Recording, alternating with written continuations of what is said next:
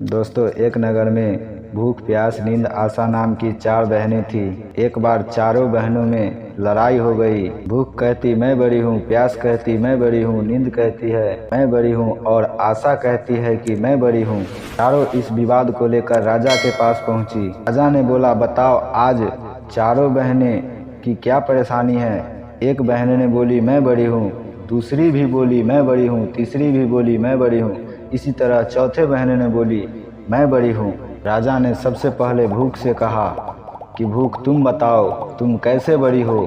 तो भूख ने कहा मैं इसीलिए बड़ी हूँ क्योंकि मेरे ही कारण घर में चूल्हे जलते हैं, अच्छे अच्छे पकवान बनते हैं और जब थाली में सजा कर दी जाती है तब मैं खाती हूँ, इसीलिए मैं सबसे बड़ी हूँ। यह सुनकर राजा ने अपने सैनिकों को आदेश दिया, जाओ राज्य के प्रत्येक कोने कोने में ये घोषणा कर दो कि आज से किसी घर में भोजन नहीं बनेगा।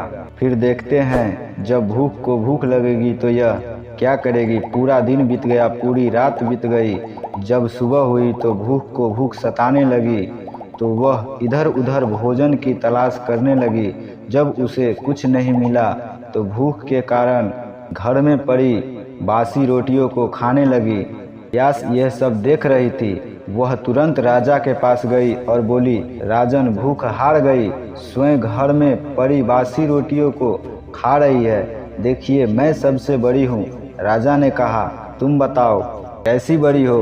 प्यास ने कहा मैं बड़ी हूँ क्योंकि मेरे ही कारण कुएं खुदवाते हैं, तालाब बनवाते हैं एवं बर्तनों में भी पानी का संचय करते हैं और ये किसी पात्र में भरकर मुझे पानी देते हैं, तभी मैं पीती हूँ, इसीलिए मैं बड़ी हूँ।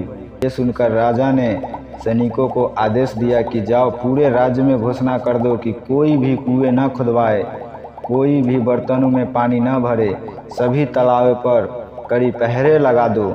देखते हैं जब प्यासे को प्यास लगती है तो वह क्या करेगी।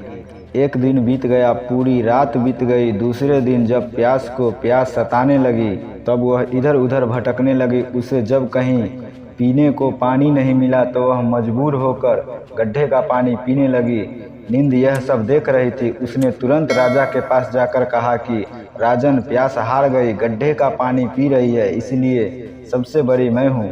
राजा ने कहा तुम कैसे बड़ी हो। नींद ने कहा मैं इसीलिए बड़ी हूँ क्योंकि मेरे ही कारण लोग पलंग बनवाते हैं, बिस्तर लगाते हैं। जब मुझे बिस्तर लगा कर देते हैं तब मैं सोती हूँ, नहीं तो मैं नहीं सोती हूँ। राजा ने अपने सैनिकों को आदेश दिया कि पूरे राज्य में घोषणा कर दो कि पलंग न लगाए, उस पे बिस्तर न डलवाए।